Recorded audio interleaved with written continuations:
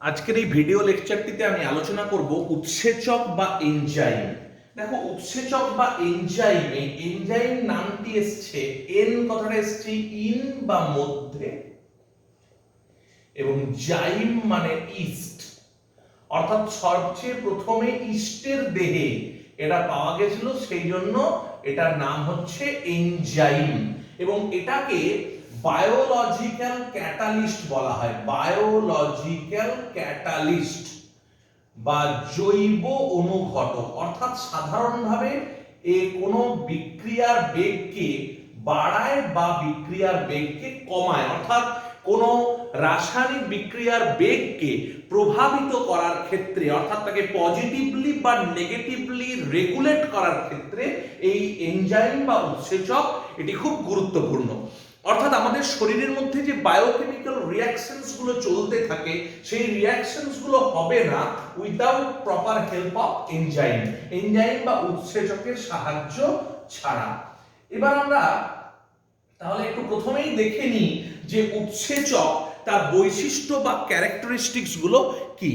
এবার উৎসেচকের প্রথম যদি বৈশিষ্ট্য দেখি, যে উৎসেচক হচ্ছে প্রোটিন ধর্মী।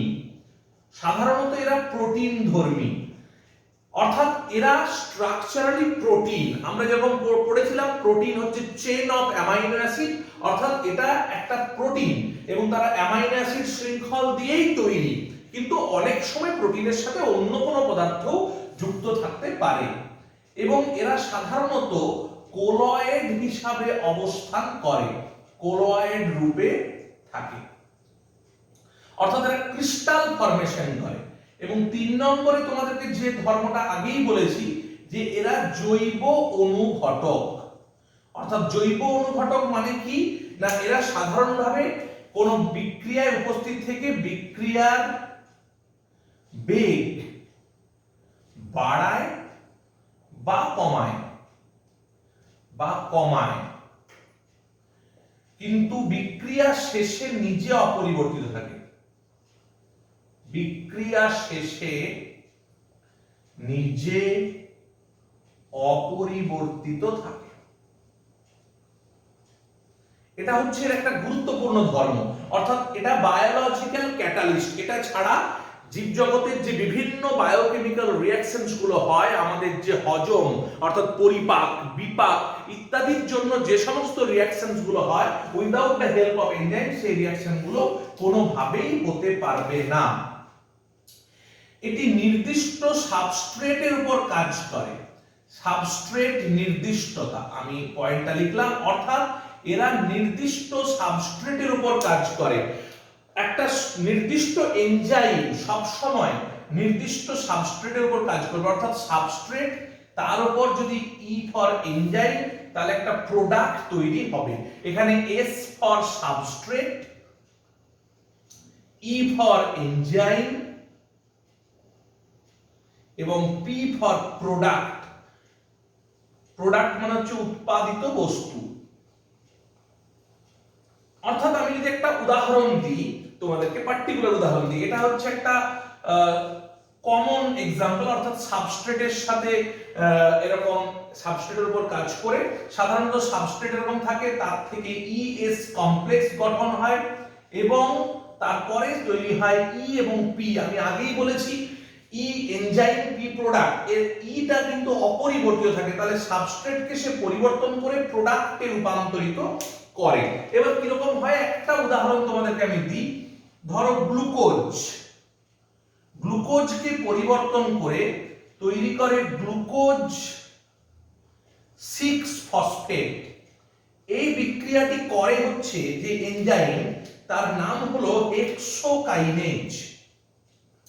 হেক্সোকাইনেজ এই বিক্রিয়াটা করতে সাহায্য করে। তাহলে এখানকার অনুযায়ী glucose is the substrate, hexokinase হচ্ছে এনজাইম এবং গ্লুকোজ 6 ফসফেট হচ্ছে প্রোডাক্ট। তাহলে এই গ্লুকোজের উপর কিন্তু সবসময় হেক্সোকাইনেজই কাজ করবে, হেক্সোকাইনেজ সবসময় গ্লুকোজের উপরই কাজ করবে।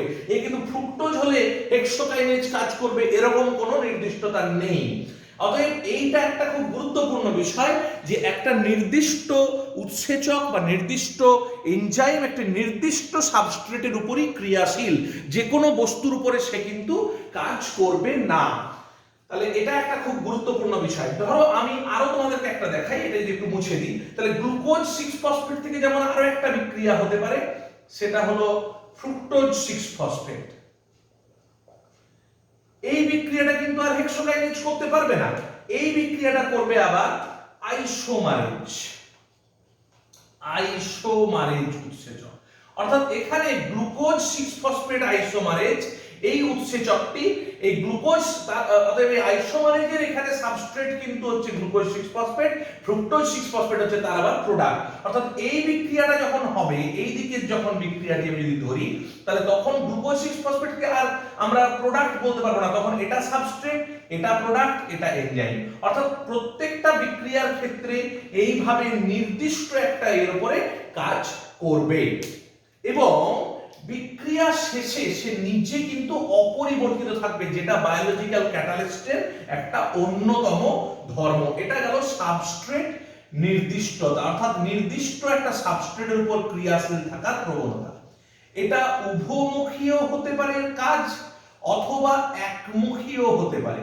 অর্থাৎ কোন কোন বিক্রিয়ার ক্ষেত্রে একই এনজাইম দিয়ে, অর্থাৎ এ থেকে ধরো বি, এটা একমুখী, অর্থাৎ কোন একটা পার্টিকুলার এনজাইম, এই এ হচ্ছে এখানে সাবস্ট্রেট, বি হচ্ছে প্রোডাক্ট, একদিকে কাজ করলো। আবার কোন ক্ষেত্রে হয়তো এক্স থেকে ওয়াই একটা বিক্রিয়া, সেটা কিন্তু উভমুখী, অর্থাৎ একই এনজাইম দিয়ে দুদিকের কাজটাই হয়। এখানে এটা এস, এটা পি, আবার যখন বিক্রিয়াটা এদিকে হবে তখন এটা এস, এটা P. both the reactions are catalyzed by same enzyme, অর্থাৎ এটা কিন্তু উভমুখী বা একমুখী দুরকমই হতে পারে। এটা উৎসেচকের একটা গুরুত্বপূর্ণ বৈশিষ্ট্য, অর্থাৎ সে কোন কোন বিক্রিয়া উভমুখী এবং কোন কোন বিক্রিয়া আবার একমুখী। এর পরের আমরা যদি ধর্ম দেখি, তাহলে দেখবো যে উৎসেচক নির্দিষ্ট উষ্ণতায় ভালো কাজ করে। নির্দিষ্ট উষ্ণতায় বলতে সাধারণভাবে দেখা যায়, যে একটা গ্রাফিক্যালি দেখাই, যে এদিকটাকে যদি আমি টেম্পারেচার বা উষ্ণতা ধরি এক্স অ্যাক্সিসকে, এবং ওয়াই অ্যাক্সিসকে যদি আমি এনজাইমের অ্যাক্টিভিটি বা ক্রিয়াশীলতাকে ধরি, এনজাইমের অ্যাক্টিভিটিটা ধরি ওয়াই অ্যাক্সিসে, তাহলে দেখতে পাবো যে প্রাথমিকভাবে যত উৎসেচকের মানে টেম্পারেচার যত বাড়বে, উৎসেচকের ক্রিয়া প্রথমত বাড়বে, কিন্তু একটা নির্দিষ্ট উষ্ণতার পর উৎসেচকের ক্রিয়া আবার কমে যাবে। অর্থাৎ এটা হচ্ছে উৎসেচকের উষ্ণতার সাথে ক্রিয়া প্যাটার্ন। অর্থাৎ দেখা যাবে যে এই যে একটা নির্দিষ্ট উষ্ণতা আমি আপনাকে দেখাচ্ছি, এইটাতে উৎসেচকের ক্রিয়া সর্বাধিক। এইটা সাধারণভাবে 37 ডিগ্রি সেন্টিগ্রেডে হয়। অর্থাৎ আমি যদি একটু সহজ করে বলি, তাহলে দেখা যাবে যে উৎসেচক, এটা হচ্ছে 20 ডিগ্রি, এটা ধরো 10 ডিগ্রি, এরকম 10 degree centigrade, 20 degree centigrade, 30 degree centigrade. আমরা যদি এইভাবে আসি, তাহলে দেখো 10 ডিগ্রিতে যা কাজ করবে 20 ডিগ্রিতে তার থেকে বেটার, 25 ডিগ্রিতে তার থেকে বেটার, 30 ডিগ্রিতে খুব ভালো, 37 এ কিন্তু তার ক্রিয়া সর্বাধিক। কিন্তু 37 ডিগ্রির পরে তার ক্রিয়া নষ্ট হয়ে যায়, অর্থাৎ উৎসেচক কিন্তু নষ্ট হয়ে যায়। তাই এই 37 ডিগ্রিটাকে আমরা বলতে পারি পরম উষ্ণতা বা অপটিমাম টেম্পারেচার। অর্থাৎ কোন এই নির্দিষ্ট উষ্ণতাটিতে এই 37 ডিগ্রি, সাধারণভাবে আমি বলছি সব উৎসেচক নয়, 100% উৎসেচক নয়, কিন্তু বেশিরভাগ উৎসেচকের ক্ষেত্রেই, তাহলে প্যাটার্নটা কি, প্রাথমিকভাবে উষ্ণতা বাড়ার সঙ্গে সঙ্গে উৎসেচকের কার্যকারিতা বা ক্রিয়াশীলতা বাড়ছে, এবং প্রাথমিকভাবে এটা বাড়ছে 10 ডিগ্রি থেকে 20 ডিগ্রিতে বেশি, 20 ডিগ্রি থেকে 25 ডিগ্রিতে বেশি, 25 থেকে 27, 30 আরো বেশি, কিন্তু 37 ডিগ্রিতে সেটি সর্বাধিক মাত্রায় পৌঁছাচ্ছে। তাই 37টাকে আমি বলছি পরম উষ্ণতা বা অপটিমাম টেম্পারেচার।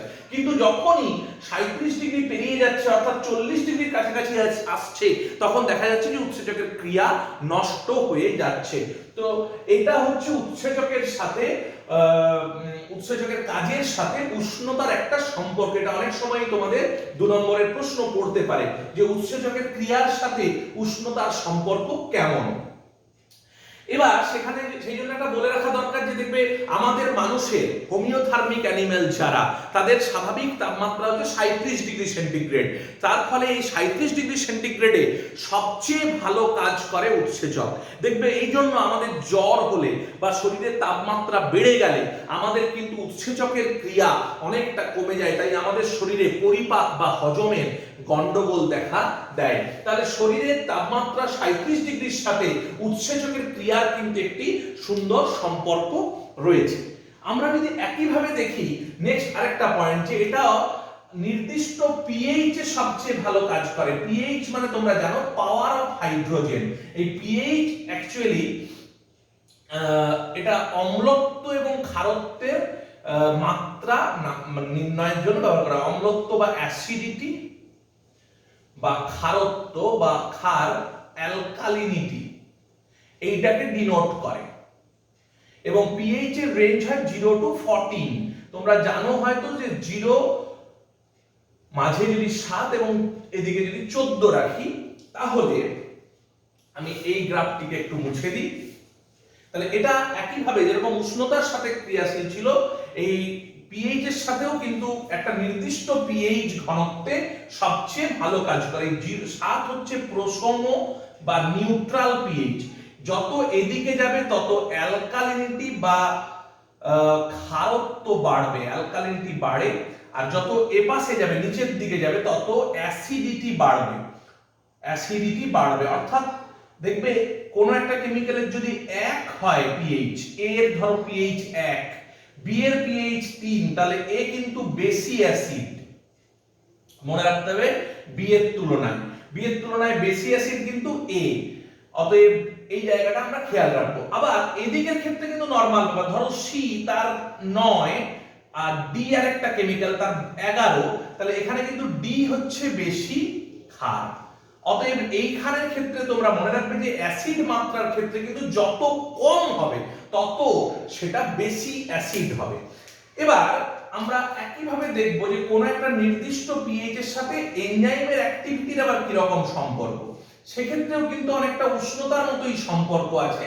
অর্থাৎ প্রাথমিকভাবে দেখা যাবে যে এনজাইম অ্যাক্টিভিটি বা উৎসেচকের ক্রিয়াশীলতা, আমরা যদি এনজাইম অ্যাক্টিভিটিটাকে ওয়াই অ্যাক্সিসে এবং পিএইচটাকে এক্স অ্যাক্সিসে রাখি, তাহলে প্রাথমিকভাবে দেখা যাবে যে উৎসেচকের ক্রিয়া পিএইচ বাড়ার সাথে সাথে বাড়বে। একটা নির্দিষ্ট পিএইচে সেটা সর্বাধিক হবে, তারপর আবার কিন্তু সেটি কমে যাবে। অর্থাৎ এই যেটাতে সর্বাধিক হচ্ছে সেটাকে আমরা বলবো পরম পিএইচ বা অপটিমাম পিএইচ। তবে উষ্ণতার সাথে এর একটা পার্থক্য হচ্ছে, উষ্ণতার ক্ষেত্রে দেখছিলাম যে সমস্ত উৎসেচকই প্রায় 37°তে ভালো কাজ করে। তবে এক্ষেত্রে সমস্ত উৎসেচক কিন্তু একটা নির্দিষ্ট পিএইচে ভালো কাজ করে এমন নয়। যেমন পেপসিন, সেটা একটা উৎসেচক, তার সবচেয়ে ভালো কাজ করার রেঞ্জ হচ্ছে মোটামুটি 1 থেকে 3 এবং তার পরম পিএইচ হচ্ছে মোটামুটি ভাবে 1.5। অর্থাৎ পেপসিন এনজাইমটা সে 1 থেকে 3 পিএইচ এ সবচেয়ে ভালো কাজ করে, পরম পিএইচ 1.5। whereas আমি আরেকটা তোমাদের উদাহরণ দিচ্ছি, ট্রিপসিন। এটা আরেকটা উৎসেচক যে কিন্তু দেখা যাচ্ছে 7 থেকে 10 এইটাতে সে ভালো কাজ করছে এবং তার পরম পিএইচ হচ্ছে 8.7। অর্থাৎ উৎসেচকের ক্ষেত্রে, উষ্ণতার ক্ষেত্রে যেমন দেখছিলাম যে সমস্ত উৎসেচকই প্রায় 37°তে সবচেয়ে ভালো কাজ করছে, এটা কিন্তু পিএইচ এর ক্ষেত্রে মেইনটেইন হচ্ছে না। কিন্তু বাকি যে প্যাটার্ন অফ এনজাইম অ্যাক্টিভিটি, অর্থাৎ আমরা যেমন ওখানেও দেখছিলাম যে এনজাইম অ্যাক্টিভিটি উষ্ণতা বাড়ার সাথে সাথে বাড়ছিল, একটি নির্দিষ্ট উষ্ণতায় সেটি সর্বাধিক হচ্ছিল, তারপরে তার ক্রিয়াশীলতা কমে যাচ্ছিল। এখানেও কিন্তু দেখব কোন একটা নির্দিষ্ট এনজাইম পিএইচ বাড়ার সাথে সাথে এনজাইমের অ্যাক্টিভিটি বাড়ছে এবং এই পয়েন্টটাতে সে এই যে পার্টিকুলার পয়েন্ট, এই পয়েন্টটাতে পিএইচটাতে সবচেয়ে বেশি এনজাইমের অ্যাক্টিভিটি হচ্ছে, তাই এটাকে পরম পিএইচ বলছি। এবং তারপর এনজাইমের অ্যাক্টিভিটি কমে যাচ্ছে। বলা হলো যে এনজাইমের গঠন সেক্ষেত্রে নষ্ট হয়ে যেতে পারে, যার জন্য বেশি পিএইচে সে তখন আর ভালো কাজ করতে পারবে না। So this is an important characteristics of enzyme. তাহলে এই যে নির্দিষ্ট উষ্ণতায় বা নির্দিষ্ট পিএইচ এ সাথে এদের যে কিরকম সম্পর্ক এনজাইম অ্যাক্টিভিটির, সেটা আমরা এই দুটো গ্রাফ থেকে পরপর জানলাম। এরপর আমরা আরেকটা বৈশিষ্ট্য দিয়ে আমরা শেষ করব, সেটা হচ্ছে যে এটা একটা এনজাইমের গুরুত্বপূর্ণ বৈশিষ্ট্য যে এরা উৎসেচক সাধারণভাবে সাবস্ট্রেট ঘনত্বের সাথেও উৎসেচকের কিন্তু একটা সম্পর্ক আছে। সাবস্ট্রেট ঘনত্বের সঙ্গে উৎসেচকের ক্রিয়ার সম্পর্ক। সাবস্ট্রেট ঘনত্বকে আমি যদি একটু গ্রাফটা তোমাদেরকে এঁকে দেখাই, সাবস্ট্রেট ঘনত্বকে এস লিখে এরকম থার্ড ব্র্যাকেট দিতে হয়, আর আমরা ওয়াই অ্যাক্সিসে এনজাইমের অ্যাক্টিভিটি বা এনজাইমের ভেলোসিটি রাখলাম। অ্যাক্টিভিটি বা ভেলোসিটি একই কথা। তাহলে উৎসেচকের ক্রিয়াটা, তাহলে এক্স অ্যাক্সিসে রাখলাম এস বা সাবস্ট্রেট কনসেন্ট্রেশন, ওয়াই অ্যাক্সিসে রাখলাম এনজাইমের অ্যাক্টিভিটি। তাতে যেটা দেখবো প্যাটার্ন, তাতে সাবস্ট্রেট ঘনত্ব যত প্রথম ভাবে বাড়ানো হবে তত এনজাইমের অ্যাক্টিভিটি বাড়বে। অর্থাৎ এই সাবস্ট্রেট ঘনত্বে যা ছিল পরের সাবস্ট্রেট ঘনত্বে সেটা আরো বাড়লো। অর্থাৎ প্রথমে লিনিয়ারলি বাড়বে। যত সাবস্ট্রেট ঘনত্ব বাড়বে তত এনজাইমের অ্যাক্টিভিটি একটা সময় পর্যন্ত কিন্তু বাড়তে থাকবে। তোমরা তাই লক্ষ্য করছো, আগের বার যেমন প্রথমে বাড়ছিল, কিন্তু তারপরে কি হচ্ছিল, একটা নির্দিষ্ট উষ্ণতা বা পিএইচ এ সেটা সর্বাধিক হওয়ার পর তারপর কমে যাচ্ছিল। কিন্তু তার এখানে যেটা হবে, প্রথমে সাবস্ট্রেট ঘনত্ব যত বাড়ানো হবে এনজাইমের অ্যাক্টিভিটি বা এনজাইমের ক্রিয়াশীলতা বাড়বে, কিন্তু একটি নির্দিষ্ট মাত্রায় পৌঁছানোর পর সেটি আর বাড়বেও না কমবেও না। অর্থাৎ আগের গুলোর ক্ষেত্রে যেমন হ্রাস পেয়ে যাচ্ছিল, এটার ক্ষেত্রে কিন্তু ফ্ল্যাট হয়ে যাচ্ছে। অর্থাৎ এনজাইমের অ্যাক্টিভিটি আর বাড়বেও না, বাড়ছেও না বা কমছেও না। অতএব আমরা এই রকম একটা কার্ভ দেখতে পাবো। অর্থাৎ এই যে জায়গাটা আমরা পেলাম, এই যে পয়েন্টটা পেলাম, এই জায়গায় এনজাইমের অ্যাক্টিভিটি সর্বাধিক হয়, তাই এটাকে আমি ভি ম্যাক্স বলতে পারি। Max for maximum, V for velocity. তাহলে ভি ম্যাক্স হচ্ছে যে সাবস্ট্রেট কনসেন্ট্রেশনে বা সাবস্ট্রেট ঘনত্বে এনজাইমের ক্রিয়া সর্বাধিক হয় তাকে আমরা বলছি ভি ম্যাক্স। অর্থাৎ এই জায়গাটায় উৎসেচকের ক্রিয়া সর্বাধিক,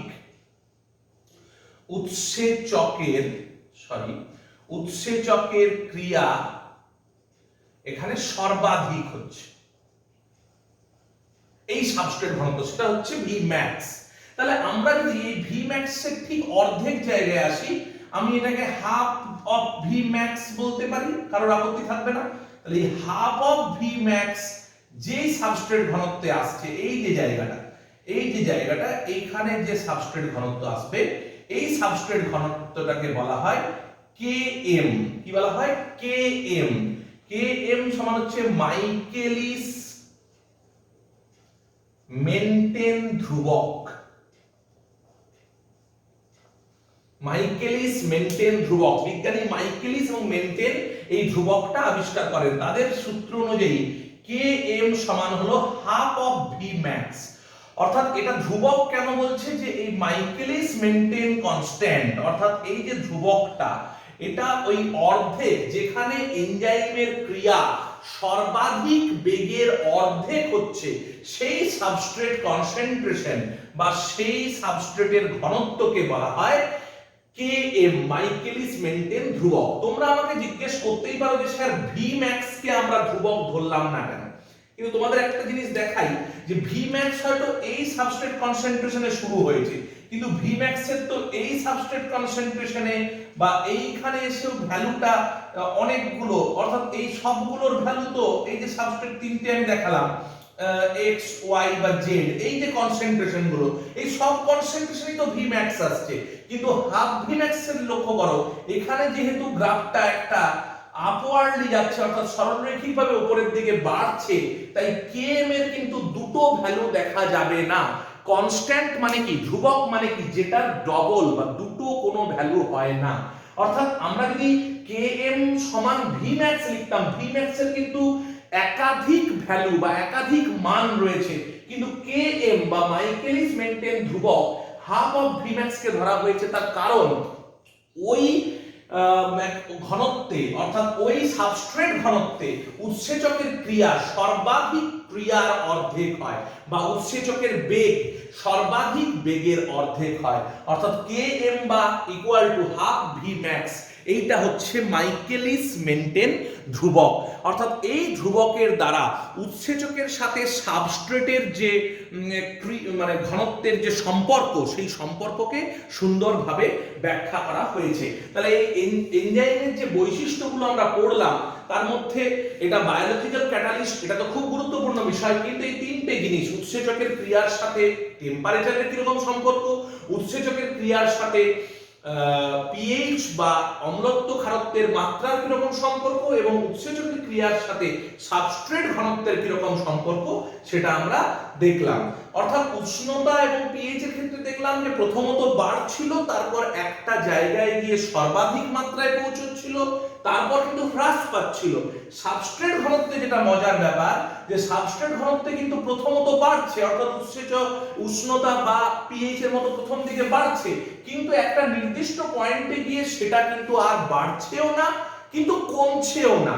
এই জায়গাটাতে সাবস্ট্রেট ঘনত্বের সাথে উৎসেচকের ক্রিয়া সম্পর্কের একটা নতুনত্ব রয়েছে। তাই Km বা মাইকেলিস মেন্টেন ধ্রুবক, Km সমান হাফ ভি ম্যাক্স, এটা মনে রাখবে। এবং এর সংজ্ঞাটা আবারও বলে দিই, যে মাইকেলিস মেন্টেন ধ্রুবক মানে হলো যে সাবস্ট্রেট ঘনত্বে উৎসেচকের ক্রিয়া সর্বাধিক বেগের অর্ধেক হয়ে যায়, তাকে বলা হয় মাইকেলিস মেন্টেন ধ্রুবক বা Km।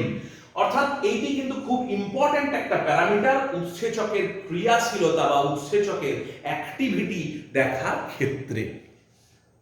তাহলে এই ক্লাসটি থেকে আমরা উৎসেচক কি এবং উৎসেচকের বৈশিষ্ট্য কি, উৎসেচক কিভাবে কাজ করে, সেগুলো সম্পর্কে আমরা জানলাম।